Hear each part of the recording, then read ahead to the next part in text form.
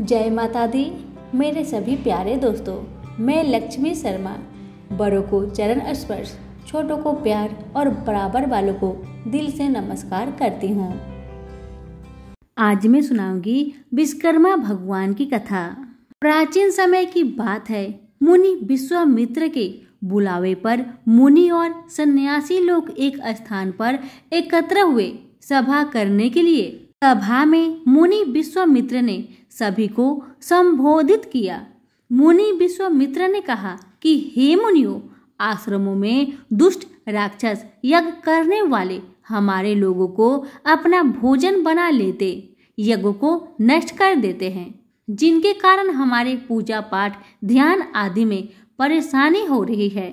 इसलिए अब हमें तत्काल अपने कुकृत्यों से बचने का कोई उपाय अवश्य करना चाहिए। मुनि विश्वामित्र की बातों को सुनकर वशिष्ठ मुनि कहने लगे कि एक बार पहले भी ऋषि मुनियों पर इस प्रकार का संकट आया था।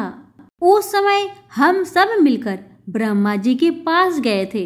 ब्रह्मा जी ने ऋषि मुनियों को संकट से छुटकारा पाने के लिए उपाय बताया था। ऋषि लोगों ने ध्यान पूर्वक वशिष्ठ मुनि की बातों को सुना और कहने लगे कि वशिष्ठ मुनि ने ठीक ही कहा, हमें ब्रह्मा देव के ही शरण में जाना चाहिए। ऐसा सुन सब ऋषि मुनियों ने स्वर्ग को प्रस्थान किया। मुनियों के इस प्रकार कष्ट को सुनकर ब्रह्मा जी को बड़ा आश्चर्य हुआ। ब्रह्मा जी कहने लगे कि हे मुनियों, राक्षसों से स्वर्ग में रहने वाले देवता को भी भय लगता रहता है, फिर मनुष्यों का तो कहना ही क्या, जो बुढ़ापे और मृत्यु के दुख में लिप्त रहते हैं। उन राक्षसों को नष्ट करने में श्री विश्वकर्मा समर्थ है। आप लोग श्री विश्वकर्मा के शरण में जाए। इस समय पृथ्वी पर अग्नि देवता के पुत्र मुनि अंगिरा यज्ञों में श्रेष्ठ पुरोहित है और जो श्री विश्वकर्मा के भक्त है, वही आपके दुख को दूर कर सकते हैं। इसलिए हे मुनियों, आप उन्हीं के पास जाए। सूत जी बोले, ब्रह्मा जी के कथन के अनुसार मुनि लोग अंगिरा ऋषि के पास गए। मुनियों की बात को सुनकर अंगिरा ऋषि ने कहा कि हे मुनियों, आप लोग क्यों व्यर्थ में इधर उधर मारे मारे फिर रहे हैं। दुखों को दूर करने में विश्वकर्मा भगवान के अतिरिक्त और कोई भी समर्थ नहीं है।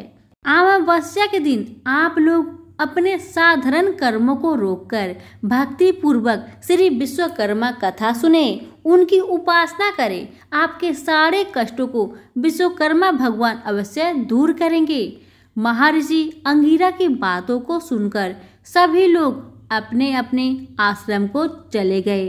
तत्पश्चात अमावस्या के दिन मुनियों ने यज्ञ किया। यज्ञ में विश्वकर्मा भगवान का पूजन किया, श्री विश्वकर्मा कथा को सुना, जिसका परिणाम यह हुआ कि सारे राक्षस भस्म हो गए। यज्ञ विघ्नों से रहित हो गया, उनके सारे कष्ट दूर हो गए। जो मनुष्य भक्ति भाव से विश्वकर्मा भगवान की पूजा करता है, वह सुखों को प्राप्त करता हुआ संसार में बड़े पद को प्राप्त करता है। तो सभी प्रेम से बोलिए श्री विश्वकर्मा भगवान की जय हो। धन्यवाद।